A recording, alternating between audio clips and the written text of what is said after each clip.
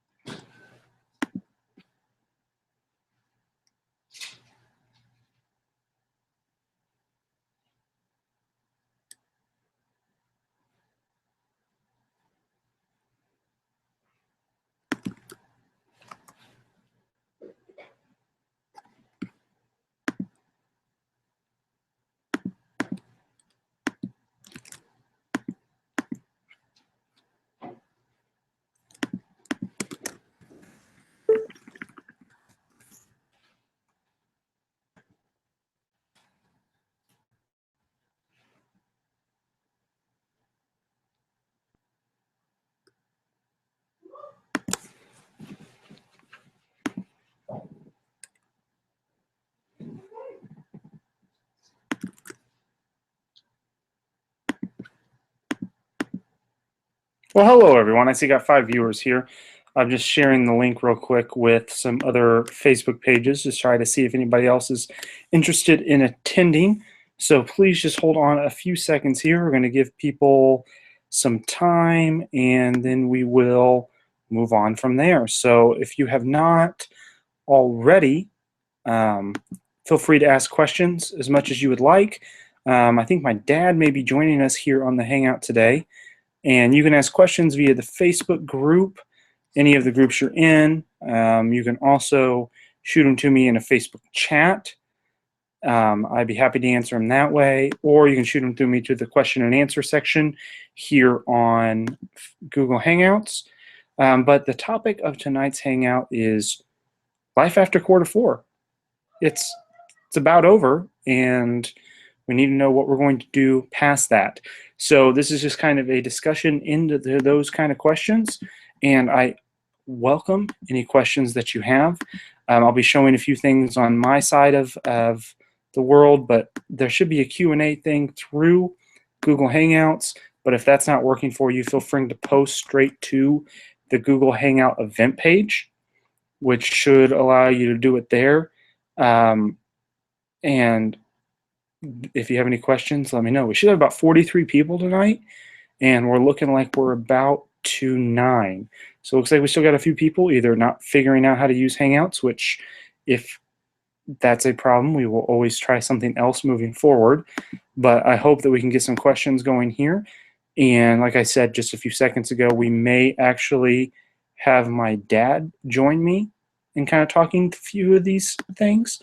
So just give me a few more seconds while we wait for a few more people, and we will go from there.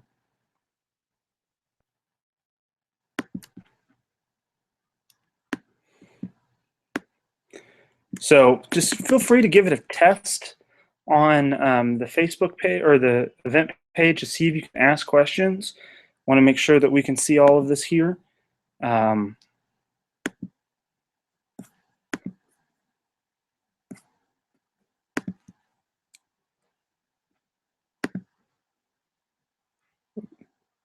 Mark, looks like it's working, so thank you.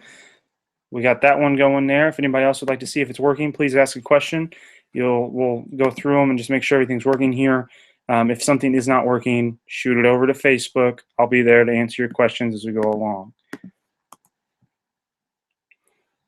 So just give me a second here.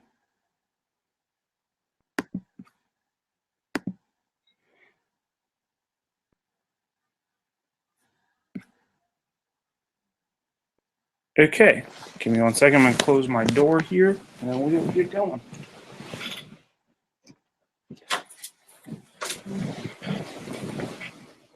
You'll see that I'm in my bed. My home office is still not completely put together yet, so it's just not all the way there. So we're still working on that, but I kind of do these in my bed so that you guys can, just so you know, interesting little tidbit about what I'm doing here. So let's go ahead and get started.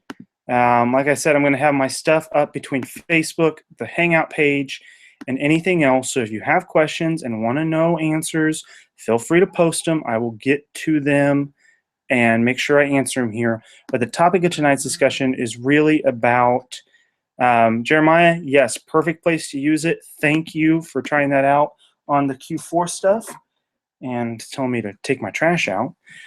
So if you guys are having any questions, let me know. We'll go from there. Jeremiah, I did get your question. It's working. Nice job. So it's all about what to do after Q4. So we all know that we had a great few months here. It's been fantastic. Sales just today for me have been almost about $3,000 worth of sales. So it's getting to the point where the big rush is going to be over. And the real question comes, what do you do past that point? Because we all know it worked really well up until now, and we're all really excited about it. But where do we go from here? So tonight I'm going to give you some advice on what I've been doing, what I would recommend you do, and we can kind of see what other questions you have along the way so that we can try to make sure that you guys are prepared as we enter 2015. So the first thing I want to focus on is the fact that stuff sells year-round. And probably the best way to think about this is that you don't see a Walmart that closes after Christmas. It just doesn't happen. I mean, we're there and it's open, but you don't see them closing after Christmas. So things sell. There's seasonal patterns. So the big thing is what's the next seasonal pattern? And the few things I want to take a moment to look at here are health, especially fitness related products, Valentine's Day, St. Patty's Day, and kind of prepping for the summer. If you guys have read through my different blog posts that I've made, everything, you'll see that I got my start in the summer. I actually started in March of 2014, so just a few months after the big Q4 push. So I started when most people would say it's kind of slow. And for me, it was a little slow, but I was just starting out. But I have learned that there are cycles in the market. Best way to think about this, if anybody invests in stocks, you know that there are people who will go in and that initial stock, say it is, let's go with Disney Channel. Say Disney. During the summer, they're going to have a lot of traffic to their amusement parks. They're going to have a lot higher income during that point. But it usually balances out over the year. So if you sit there and think about it, there are different cyclicals as you go through the market. And that's kind of something I want to kind of send out to everybody. And Bobby, I can't see your question. Money Internet Blog got yours as well, just so you know there, because they keep popping up over here. But I just want you guys to know that I do see them. But so think of your Amazon products as a portfolio. And you can have your stuff invested, and you can also have it where you have other products as well. So the way I like to look at it is there's different categories. And anybody that has a portfolio of stocks will tell you cannot invest in one thing and make a whole lot of money on it. You need to diversify. So the same holds true to when you're doing things on Amazon selling. I find that there's a really good balance you need to have with the stocks or the products that you purchase. So here's kind of the way I look at it. You have your replenishables. Your replenishables are kind of like your day traders. So they're your stocks that are going to make a good amount of money quickly. You're going to be able to turn them over and over again constantly. So it's your day traders who are in the market constantly, day after day, buying a stock at a low price, selling it at a higher price. So that is where I see those fall at. And I like to put those into my portfolio at about 30%. And you guys may find my percentages don't add up as we go along, so just bear with me. I'm kind of doing this on the fly percentage-wise. But then kind of my next base here are those short-term investments. These are products I'm looking to turn between a month to 3 months that are items that I find that are good deals, I think have a good sales rank, good market share that are going to be able to sell, and I'm trying to fill that gap with those. So that's about 20% of what I have. So we're up to about 50 total there. Kind of the next bit of it is those cyclicals. And those are what I like to take into account of kind of about 30% of the next bit of my market share there. So those cyclicals are stuff that are in season.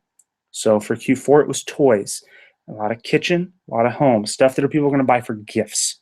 So that's what I'm looking at in that bit of it. The next bit is products like, say, Valentine's Day, St. Patty's Day. I really like summer goods that are sitting there during the summer months. Thanksgiving, football-related stuff as we move into the middle months, and then toys again in Q4. So I like to invest about 30% of my money into those kind of items. So that last 20%, I like to split that up into two different 10% chunks. The first 10% chunk is what I call long shots. Those are those stocks that you like to buy, and you are extremely glad if they make you a whole bunch of money.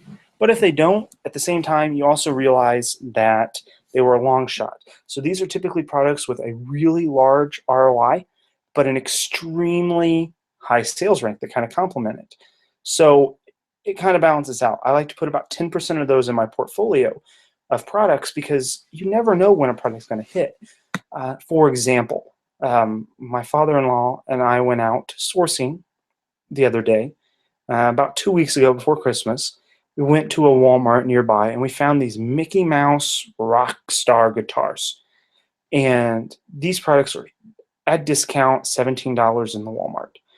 And you scanned them and they're selling for 120, which thought they were pretty.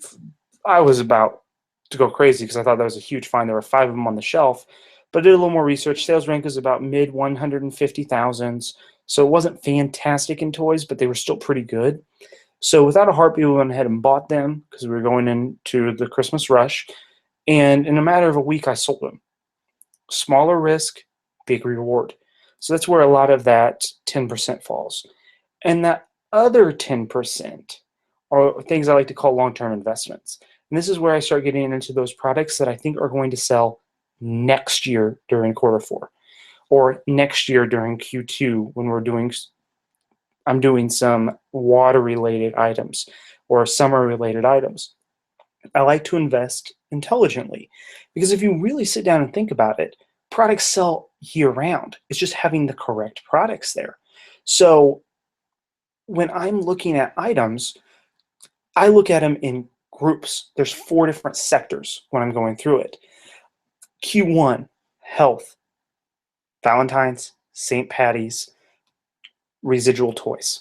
So my Q1 looks like. There are always going to be other items that I buy in those, but that's what Q1 looks like. Q2 goes into Easter, goes into grilling items, also goes into outdoors, and a little bit of toys related to the water sports. Q3 gets into the other toys in summer, more toys because we're getting towards a little more birthdays and a few other things where people are buying them again. I also look at a lot of home and kitchen, and I still focus on outdoors. And the last Q4, of course, is toys, home and kitchen, beauty, all that stuff. I sprinkle them throughout, but sometimes, like today, I was out purchasing I went to Walmart, Walgreens, and another Walgreens and a Toys R Us today.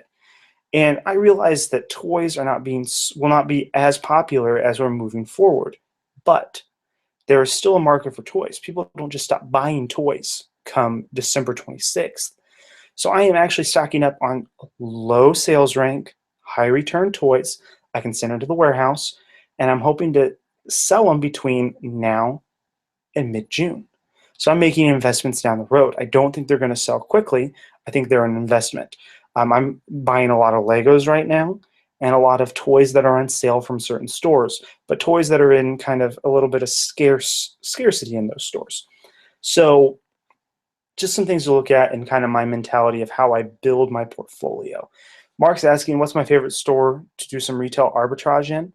My favorite stores to go into are Walgreens. I love going to a Walgreens. I can always find items when I go. I've really fallen in love with Walmarts lately, Myers and Targets. Been doing pretty well there. The one that I've just did extremely well in today was Toys R Us. It's actually only my third or fourth time in a Toys R Us, so it was a really interesting kind of setup because I'm not used to what items are on sale, what the price margins are with everything. Ended up finding a lot of good items. But my favorite one, hands down, is Walgreens, followed up by a Walmart, and then they kind of go down from there. So, Mark, I hope that answers your question there. So, kind of the things you need to start looking at as we kind of enter Q1. And I still see questions, and I will be getting to them as soon as I can. But a few things you need to realize. Number one, if you haven't checked the prices of your FBA items, I would highly recommend just going in and seeing how you compare to others right now. The market is a free market. And what will happen is if you're priced too high or priced too low, you'll sell automatically. Price too high, you'll never sell. People will undercut you. So what you need to look at, especially going into tomorrow, since tomorrow is the last day you can do 1-day Prime shipping from Amazon, is match your prices against where the other FBA sellers are. Because people have an urgency. There is a willingness to pay more for items currently because they need them tomorrow. It's Christmas. So if you're going to want to get them, you're going to have to pay a premium for it. So go in and make sure your prices are adjusted. This morning, before I adjusted all my prices for the day, I had sold about $12 worth of stuff. Right now, I'm up to about $3,000 for the day. So just those little price adjustments in the amount of inventory that I have made a huge difference in my overall sales for the day. Because people are willing to pay a premium, but they're not willing to pay a premium for the exact same services. So take that into account when you're looking at FBA products. People are willing to pay more for FBA. They're not willing to pay more for your FBA versus somebody else's FBA because they're the same kind of services. So that's one thing I do want you to kind of take a look at. Check your prices. I'm not saying you need to drop them all, but do realize that if you do want to stay competitive in the next day or two, you may want to look at those prices. But also don't just go in and dump everything, because dumping your prices does not do good for the market. It does great for the consumer, but doesn't do good for the market and other sellers out there, because people are trying to make money. So if you hop in there and drop all your product off, you may not be making money, but it also is going to drive the price down for everybody else. So do kind of consider that as you move forward. Another thing I do want to talk about is an increase in returns. And I've even started seeing this over the last few days. I'm getting a lot more returns than normal. And it's not because my products are defective. It's because people like to try to find the best deal on an item, and it's Christmas time, so you're not 100% sure if what you purchased was what the person really wanted. So take that in consideration and realize that you may have a large influx of returns as you go into January. But don't let that scare you at the same time. Returns will happen. And to get all worried about it is going to drive you nuts. You're just going to go crazy. What you need to do is take it into account with your finances. Be ready to have those returns, but also realize that kind of, when I look at it, my return rate is about 5% on certain items. So I'm taking about 5% of what I make and I'm putting it back as a reserve fund for these returns in case it does happen. So I do realize that some of the money that I'm making may not actually come to me in the end, but it may overall take care of those returns. And once I have those returns taken care of, I'm going to be able to survive financially. So we're going to go to Chuck's question here about, do I use a repricer or do I do that manually? This is really a personal preference, and there's nothing against repricing softwares. I price everything manually. I kind of lean on almost a photographic memory of sorts, so I can remember what I paid for a lot of things, and I'm starting to make sure that I adjust prices manually. I try to do it at least once every 2 or 3 days. Lately, I've been doing it 1 or 2 times a day, but my whole goal is to make sure that I price competitively against those who are FBA, those who are merchant fulfilled, and I just think that there are items and that kind of spur of the moment bit that I can do myself, but I also realize I'm missing out on some sales because I'm not having them automatically adjusted through a repricer. I did hear about kind of that incident with repricing software over in the UK where it dropped a whole bunch of the prices real low. There's really nothing you can do about it. I'd rather have it in my hands than have it in the hands of a software, even though I'm a huge techie. I love technology. I just prefer to do some things manually. So Chuck, I hope that answers your question there. I got 2 questions. I got a question here from Bobby. You have my scale, printer, laser printer. Bobby, some of these things that you are asking about, if you have them, by the way, like the Colts jersey, not as good as the Packers jersey, but I do like it. You don't have to have all this to start out. A lot of what I did getting started is you can actually get by with some Avery 30 up sheets, which just have 30 labels all the way up them, some boxes from Walmart, some tape, and a bathroom scale. You can get by with doing that to get started. You don't have to have all the bells and whistles to actually get your feet off the ground. So you can get by without it. It is way easier with those kind of items, but don't think it's impossible to get started without that. So I hope that answers your question, Bobby. If you have any more, let me know. Anyone that's watching right now, you are feel free to ask me questions via the Facebook group. I'm actually going to check that right now. And it looks like we have some people who are on here. Give me 1 second.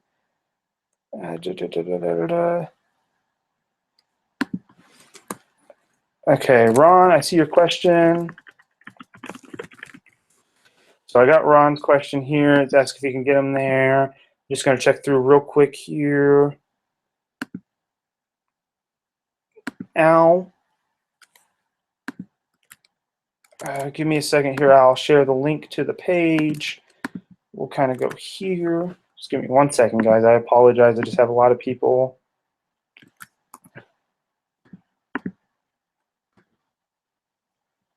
Okay, so we're all back in it. I got 22 people here. We got a question from Mark about what my setup is, printer, etc. So if you were going to my garage and if I had a mobile camera, I'd actually go show it to you. I have a PC computer that I had back in college. It's been wiped clean besides for a Firefox browser. I have a laser printer. It is a Canon Image Class 420D, I believe. It's one my parents got me for Christmas, I believe, a few years ago. Really nice printer.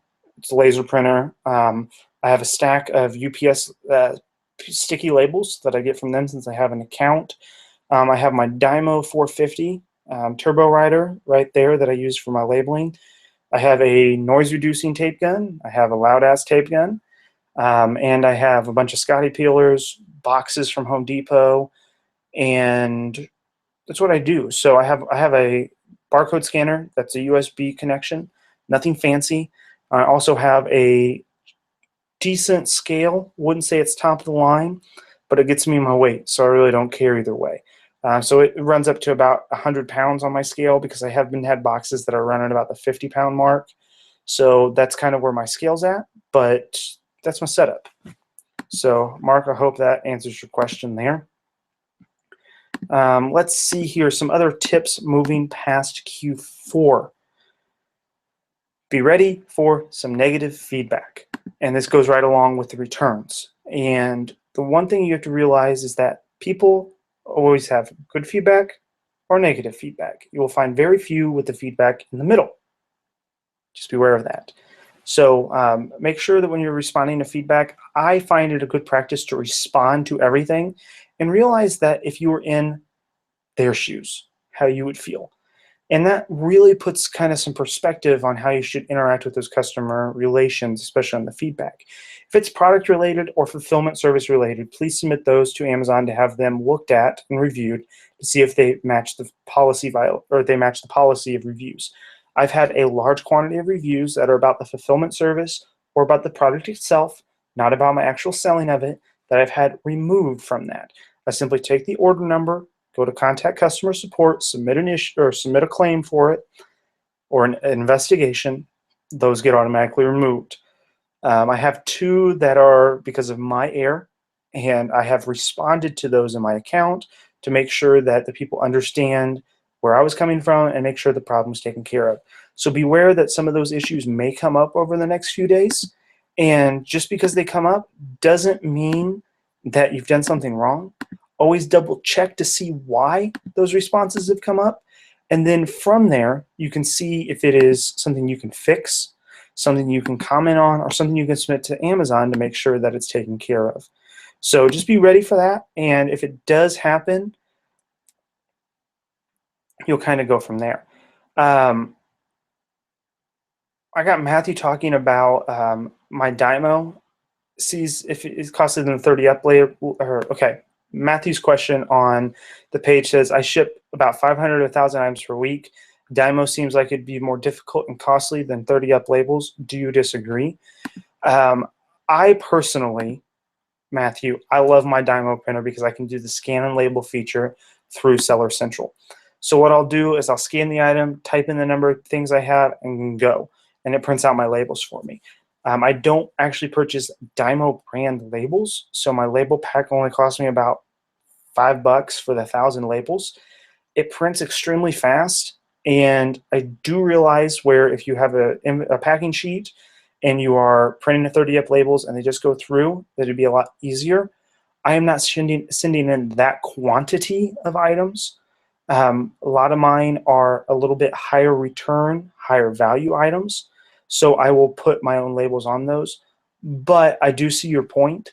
I personally like my Dymo label printer just because of the way I have my setup going. But if you're shipping that many items, it is something to consider that 30 ups may actually be a time saver for you. I just try to find the personal best way for me, and the printers I use I really like, and there's nothing against the other way. It's just that's the way I have come up doing it. So I hope that kind of answers that a bit. I know that you can save some time doing it the other way. I just don't use it to that extent to really have that issue. One thing I do want to kind of stress as we move into the end of Q4, especially as we get past Christmas to New Year's, is please watch out for Christmas sales. Great time to find inventory, great time to make some money, but you do have to realize that other people are thinking exactly like you. So if you go out there and buy a whole bunch of an item at a Walmart that's a discount, go put it in stock and you see 5 other people who are doing it and it drives the price down, don't be surprised. Those deals, some deals are not just in your area, they may be nationwide. So when you're going into situations like this, buy accordingly. If you're going to go into an item and you think it's going to be great, but it may be great for 2 or 3 months, buy it, hold it for that time, don't let the price drop affect you. Other way you can handle it is you get the item, ship it in extremely quick, and try to sell it. So you can either beat the rush or stick it out through the rush. So just be aware of that as you're buying items, because right now I'm buying a lot of items that are on sale at stores because it's a great opportunity to source items. But at the same time, I'm realizing that these items may not turn for 3 to 6 months as I'm buying them, because I'm actually stocking up because I'm thinking some of these are going to be great plays as we enter summertime. So I'm looking at them a lot differently. So make sure to take that into account as you're buying these items. If you buy a whole bunch and the price tanks, remember, supply is out there. It's all supply and demand. Demand's going to be a lower, supply is going to be a lot higher. Amazon's like a retail store. Just because you can find something on sale in a store doesn't mean you shouldn't be able to find it on sale online as well. So just some things to think about as you source after the fact. I personally will be sourcing a lot over the next week. I'm off on vacation, so I'll be out and about. But just take that into account when you're looking at items, and don't get afraid if the price tanks right away, because there is an increase in supply which will drive the price down. Pretty much economics 101 on that. So just something to think about as you're going through things here. See what other questions we have. We got Matthew again here. He's talking about a Dymo. We'll move past that. We're hearing a lot of people that are flush with cash. So hopefully this Q4 has been fantastic for you. And you have a whole bunch of money because you've been selling a whole bunch of products. Few things I've learned from my years of running small businesses. Number one, take 30% of that and drop it into a savings account ASAP. Maybe asking why. Taxes. Taxes are huge, especially the income level tax. I know sales tax is a whole nother discussion, and I believe Jeremiah is on this Hangout. And if he's here, he's actually the accountant that is helping me with all of my sales tax issues and making sure I'm all on track there. So he's actually on this. And in the coming weeks, we're actually going to have a webinar or a Hangout and some podcasts with Jeremiah to kind of walk through some of the sales tax aspects of things. It's going to be one of our new year type of hangouts and kind of topics we're going to be talking about. But take 30% of what you make right now, put it back in savings. You're going to be happy when you did. Even if you don't have to pay it in taxes, you at least have it back and you're able to use it in case something does happen. The other 60%, I'm a huge proponent of reinvesting, but now is a good time to also pay yourself for all your hard work. It really depends on your business goals and how you're working through with your finances. But right now, I am selling off a lot of inventory that hasn't been moving through the rest of the year. So what I'm doing is I'm paying off all of my credit cards, not loans, but the way I work is I purchase everything through credit card, make the payment before any interest is due, essentially get free money to reinvest. It's the way I operate. It's a little different than a lot of people will tell you to do. I find it a good way to get my rewards on my credit card, invest more money than I have, but also be able to turn it and make money off of money that's not mine, essentially.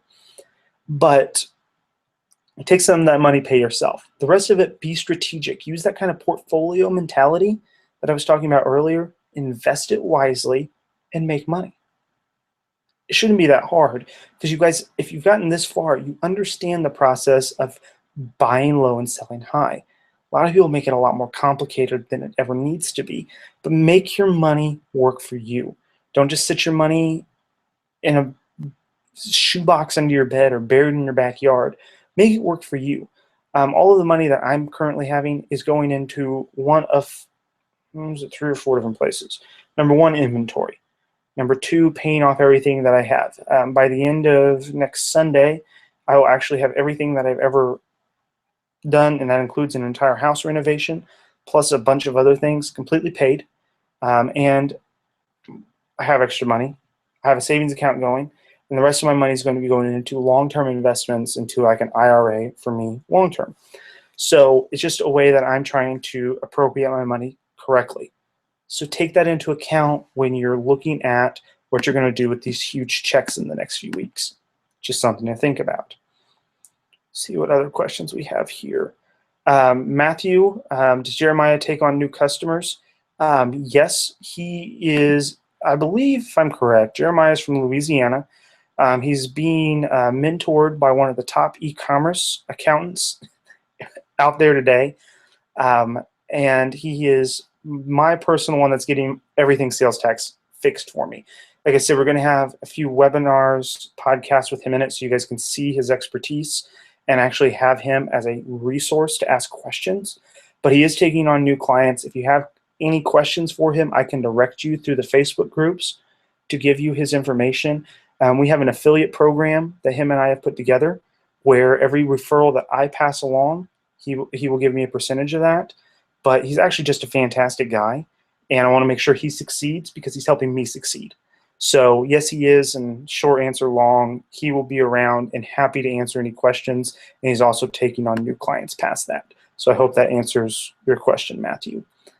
A little bit more on Q1 as we go on to this is don't think that people are just going to stop buying because it's the end of Christmas.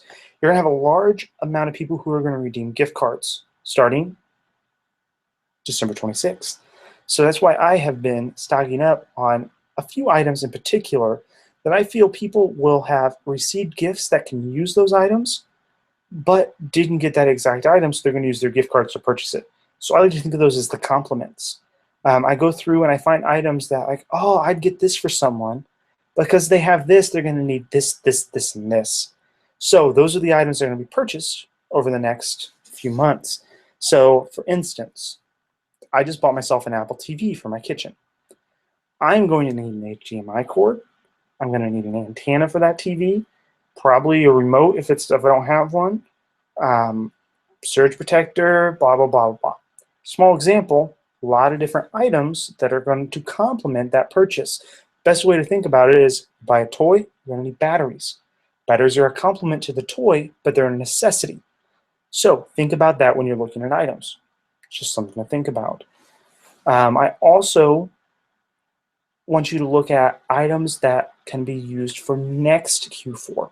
It's never too early to invest. And honestly, my number one regret from this Q4 is not having enough inventory in to really capitalize on the massive amount of traffic that Amazon got that results in sales. I know that my numbers, you guys haven't seen them in the group. I'm about up to, let me take a look at my phone here real quick because it's right here.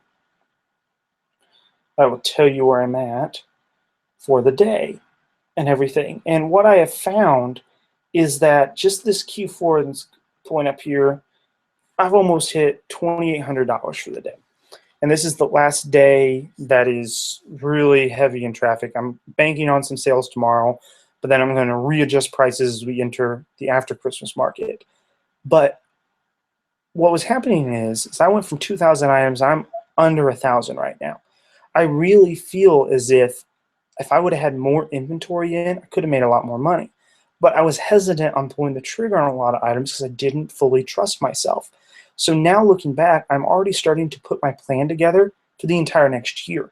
I'm starting to figure out that I'm going to start sourcing for this Q4 starting in about July and building up my inventory so that I'm not sitting there scrambling to find items. So something to think about as you move past this. It's never too early to start making that plan and start purchasing things from there. So I have a question here from Bill. I am new, going slow. I've been collecting items sent to Amazon for FBA. Profit ranges from 2 to 60 per item. Is that too broad? Bill, it's not too broad. It really depends on how much you're investing in each item. If you're buying a $60 item and making $2 on that item, I would highly recommend you finding other items to source and sell. But if you're finding $2 profit on a dollar item, think of it in a percentage portion. We're always looking at relative numbers, not absolute numbers. So if I'm finding an item that is $1, making $2 on the item, just turn 200% on one item. It's a quick seller. I do that all day, every day to get 200% back on my money. So just take it in a percentage portion or relative factor and go from there. So I hope that kind of answers your question. It's not too broad. It really depends on what you're buying, what that initial cost is for buying those items, and then what you're doing with it from there. So I hope that answers your question there, Bill. Like I said, feel free to ask questions. I'm kind of monitoring the Facebook group right now and seeing what's going on there. You can ask them through the Google Hangout, and I'm happy to answer them. And everyone say hi to my wife. She's in here just kind of looking around on the dresser. She's waving, but she doesn't want to be on camera, so we won't make her get on camera. That's what happens when you wear contacts. You got to take your contacts out and go from there. So she just wanted to say hi to everyone real quick. Another tip that I'll give you as you kind of enter that next portion there is look at Christmas-themed items that are on sale at the stores. Today I actually purchased a few trains from Toys R Us. Some wonderful Disney trains. I think they're Mickey Mouse. They're on extreme sale. I think they're like $35 is what I ended up purchasing them for. And right now they're running about $120, and they're running about 100,000 sales rank. So it's nothing that I think is going to sell right this second, but it is an item that I think down into next year I'm investing into that. So a $30 purchase now turns me a $60 profit later. I'm going to be very happy with that. So look at those items that may be on sale now that you wouldn't expect people to purchase, and realize that stuff in Christmas may sell throughout the year, especially when you get around to July. There are a lot of Christmas and July parties where people are wanting to decorate for that time of year, and they may have items there. So take that into account as you're sourcing over the next few days. I personally am looking at low-priced, high-return, low-ranked toys, good-priced Christmas decorations, great stuff for health, beauty, and wellness. So sports and outdoors, vitamins, probiotics, stuff that people are going to have as New Year's resolutions, heavy on Valentine's Day as well. A lot of men spend money on Valentine's Day. Happens. I think, if I'm correct, Singles Day, which was the Alibaba biggest sales day on record, was kind of developed around that whole idea of items that need to be purchased for loved ones. So Valentine's Day is a huge selling point, especially for the males who have no idea what to buy their significant other. And it could be a great spot for you to profit. So just something to throw out there. And if you have any questions, feel free to post them on Facebook. Send them to me via the Hangout. I'll answer them here. I like to save kind of the last 15 minutes for questions and answers. And I hope you guys have gotten something here. It's really about creating a strategy, being smart with your money, making smart investments, and then letting those investments grow over time. So don't think you're just going to be able to have this fantastic, you're going to have a downswing. It cannot be highs all the time. You can always work towards getting those highs, but you got to make sure you take those investments and invest them smartly throughout the year. So if you had a fantastic Q4, think about how you can double or triple that the next year. Make those plans and invest smartly over the year to make sure it can happen again. A lot of my guess is a lot of people either bought wrong products, didn't buy enough, or didn't send in quick enough, or waited too long on items. It's going to happen. It's all a learning process. Take that knowledge you have, write it down in a notebook, write a blog post, send it to me in an email, and then have it on record so you can look back at it. Goals are best set when you set SMART goals, and people in the premium group had got the bear video that I'm notorious for, where it's the SMART goals bear. It needs to be specific, measurable, achievable or attainable, realistic, and timely. Those are what your goals need to be. You need to have a specific number, need to be actually relevant to what you want to do. Can't be something that's out of this world that you can't work on. I am very strong proponent of stuff that is reasonable, so that your R there, and timely is give yourself a time frame. And that's why a lot of people fail on goals, is because they don't set them correctly. So something to think about there. So I challenge you all to write down a goal or two. Post them on the Facebook group. Post them on your wall. Write a Post-it note. Stick them on your computer screen. See somewhere where you're going to see it all the time so you can make sure you challenge yourself to reach those goals. Matthew wants to know if I use Inventory Labs or any other third-party software. Currently, I do not use Inventory Labs, but I'm starting on January 1, switching over so I get everything kind of on the same page. So you're going to see a big switch, and I'm going to document that switch along the way. So my only softwares I currently pay and use are Xero for my accounting, TaxJar, A to Z Exchange, or whatever Jeremiah has me set up with on that end of things. I also have EntryList to keep track of my receipts, but I'm getting ready to start using Inventory Labs to kind of integrate everything all together. So I don't currently use Inventory Labs, but I'm getting there in the next week or so. Matthew Paul wants to know, what is your medium ranking number do you go by while in the field? Do I use the FBA cheat sheet? I kind of have some interesting ways of looking at this. It varies by category, but my number I always try to standard is 100,000. I really like to be lower than 50,000 when buying items, and I will buy up to 150,000 in an item of sales rank in certain categories. But I love to use that kind of 100,000 as that benchmark. I find that a lot of the categories that I sell in, that works just fine for me and the amount of time I like to turn things over. There's a lot of money to be made above 150,000. There's a lot of money for those people who like to do the fast turns that are under like a 25,000 sales rank. I kind of like to be in that middle range and kind of have a item that's going to sit between a week and a month before I sell it. So that's kind of my medium sales bit there, Matthew. Hope that answers that question a bit there. Like I said, it's ranking in every category. Grocery, I like to be under 50,000 if possible. I like to be under 100,000 for health and beauty, and I'll go up to 150,000 in toys. So it really depends on the category, and I'm a lot looser in the categories I feel more comfortable in because I've sold more items in that. So I hope that kind of answers. I think my dad is commenting on stuff, so let's see what he has to say. I've been trying to get you on here, Pops, if you're around here. He may just be on Facebook answering things. So they do move, sales ranks do move fluidly because it's based upon the rating against other items in that category. So it doesn't always match up, and they do constantly change, but that is something that I am constantly looking at.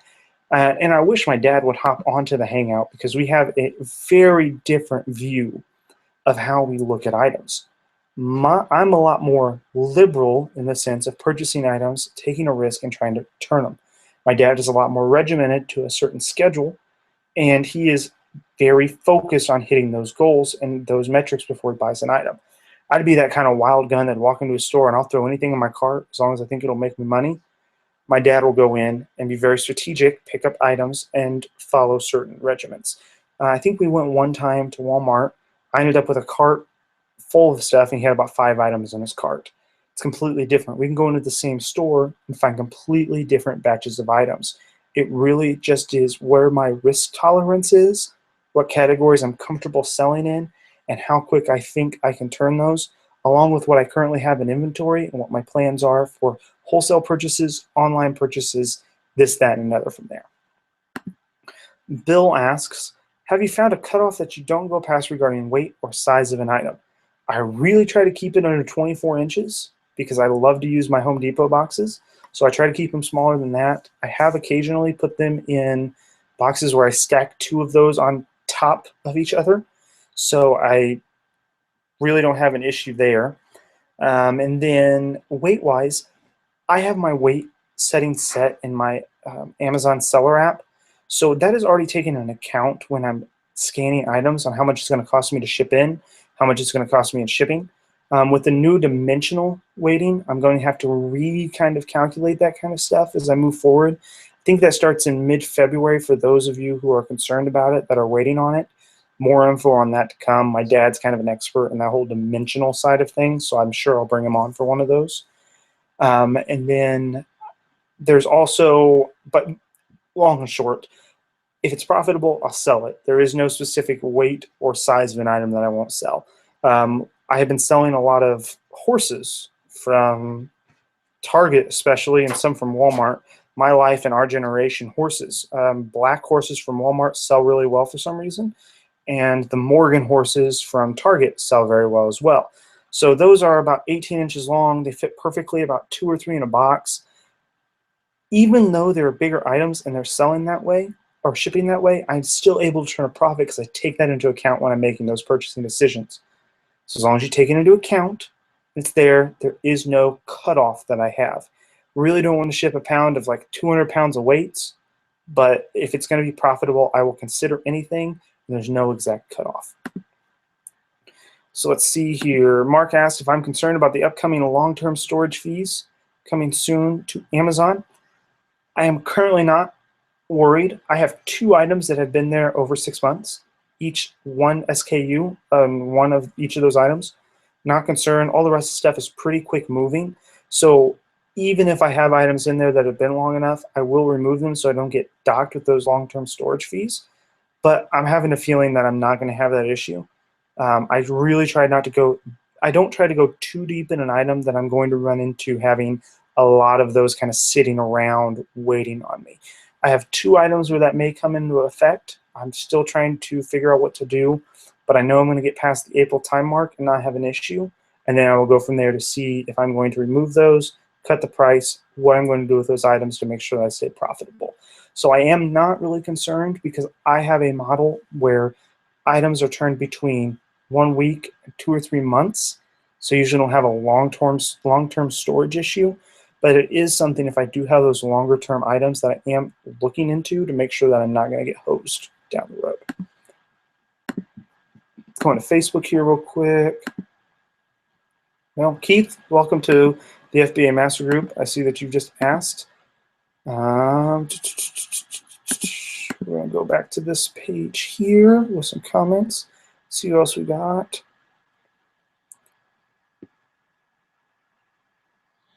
Al, you're asking when I'm going to ship that train to Amazon. It'll be in a box tomorrow and hopefully picked up by UPS by 8 o'clock. So my goal is to always ship it in as quick as humanly possible because, no, take that back. My goal is always to ship small quantities of items in as quick as possible. If I have an item, say 500 of it, I'm going to space those out accordingly because I don't want to get stuck with a whole bunch of inventory in there, and it does take me some time to process it. The stuff that's in my car right now will be processed either tomorrow or Christmas Eve, put in boxes, and shipped out. So I'm going to get it in as quick as possible. Quicker time it's in the warehouse, more time people can buy it through Prime, better chance I have of selling it. So that is the way I look at it, but I'm not buying huge quantities of anything So I'm not having those issues of like 1,000 of an item in there. Those, I have 3 trains. They'll be shipped in. Um, if I'm going to actually try to knock them in before the end of January, see if I can get them sold by then. If not, they're going to sit in there, and I'm going to look at the long-term storage fees of them and how it's going to play out. I may request them back if it is necessary, but most likely they will stay in there until next Christmas. Chad wants to know, how do I get started? Just go and start scanning stuff. Find an item, ship it in. Best way to get started is to just dive in there, small scale, and then figure out how it's going to work. A lot of people spend a lot of time researching and trying to figure out how it all works, which I highly recommend. Knowing what you're doing before you do it is always fantastic, but don't have that analysis paralysis where you sit there and try to read and learn so much about it that you'll never actually do anything. So Chad, I highly recommend going and scanning some things at a local store, Walgreens, Walmart, Target, CVS, Big Lots, Meijer, something like that. See if there's some items. Join maybe the Bolo group we have here on Facebook. It'll give you at least some items to think about. Bolos are meant to kind of train the brain on items to look for. Sometimes they're great deals. Out of 100 people that see them, 50 may click, 10 may actually purchase an item, and 1 or 2 may go deep on it. So never think that a product that's posted there isn't going to be profitable, but use them more as kind of training exercises to see how to source items online. Use kind of that same thing as you go into the store, find more items, give it a run, and try it. One way you're ever going to see if this succeed is try it, do it small portions. Don't go invest $5,000 right at the start. Try with maybe 50, 60 bucks. See if it works, build from there. It's going to be kind of my suggestion there, Chad. Hope that helps that a little bit. Let's see here. Matthew's asking about books for number to stay out there. According to my dad, 1,000 is good, or 1,000,000 is good, 1,000,000 or under. There's a lot of books out there. I don't sell a ton of books, so I don't know, but something that you can consider. Chuck wants to know, what is the deepest I'll go with an item? The deepest I will go with an item is as much as I think I can sell within a given time. In the premium group, I was sharing some tools on how to kind of estimate how quick you're going to sell your items. Deepest I have gone, and you all have heard my dry shampoo debacle, but we bought 2,000 units of that. So that's as deep as I've gone in a single item. Some other items from that liquidation warehouse, after I figured out what things I need to look for, I had 360 of one item, about 520 of another. So I've gone that deep in some. If a product is really, really good, I will go extremely deep in it, but they got to meet some very rigid standards of got to sell on a regular basis, price has got to be extremely stable, and I've got to be able to get it readily. So I hope that answers your question there, Chuck. Bobby wants to know, do you use the 1/3 method, like buy for 3 and sell for 9? That is a very quick way I like to do some analysis in the store. I use my seller app to give me that real number so I can see how much profit I'm going to have. But if I'm doing quick and helping people out, that is the method I love to use, as long as the weight isn't extremely high or the item not extremely big. So I use it for everything else, just a general item. Yes, I think that is a perfect way to estimate it. You can always get more info from scanning it or putting it into an FBA calculator. See what we have here on Facebook. We have time for 1 or 2 more questions, so shoot them to me in the Hangout, shoot them on Facebook. I hope you guys have gotten something good out of this. I know we were talking more about kind of what to do after this Q5 or Q4 is done, and I hope you've picked a few things to go away with. Just remember, it doesn't end now. Be smart, source correctly, buy the right kind of items, which I hope you've given a few ideas, and make Q1 just as good as Q4. People do it all the time. It just really depends on the product portfolio you have together, and if you're willing to make those smart investments now that are going to pay off down the road in the next month, in the next few weeks, next 6 months, anywhere from there. See if we have any other questions here on Facebook. Looks like we're good there. Jeremiah, you are very welcome on the feedback on the portfolio mixes. It's just kind of the way I look at things. It's really kind of strange. My brain works in very strange and weird ways. I'll admit that right now. That portfolio is just how I view it. I honestly like to think of what I do on Amazon as an investment strategy. It's not as if I am going and just throwing money randomly in products. I have more control and a better rate of return than I could ever get in the stock market on a regular basis. So I feel as if I can, there's different thoughts with this, but you could put your money in a savings account and make maybe 1% return on your money. I could put it into a real good that I buy from Walmart and make 10% of money, almost guaranteed. Not always guaranteed, but I have a lot higher percentage chance that it's going to work out. So using an investment strategy, and as long as I'm turning a profit on my money, it's doing better than sitting in the bank. Now, I will never say that you just need to get rid of all of your savings and do this and that. That's really poor financial advice, and don't ever do that. But be smart with the money you have. Make your money make money for you. And that mix of products and how I look at it, it may be different for you. Maybe you're a long-term investor. Maybe you want to put a little more emphasis on those long shots, more of a gambler. You might want to put more emphasis on those long-term investments that you're going to sit there and build up over time so that in a year you have this really huge amount of inventory that's going to sell. Just take that into account and build your own portfolio. So I challenge anyone that's listening. I see 32 people and I've seen that bounce right now. Hop onto the Facebook group.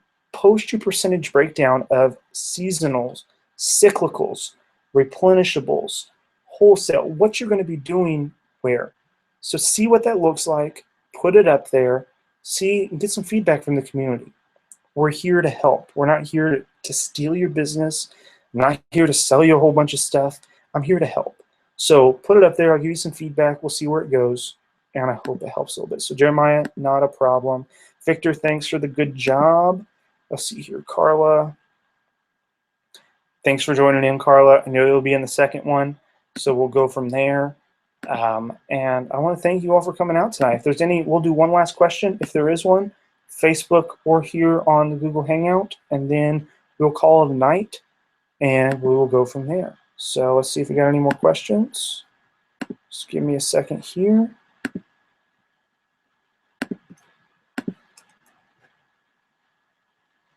Okay, if there's any more questions, we'll go. And if not, I will see you all later.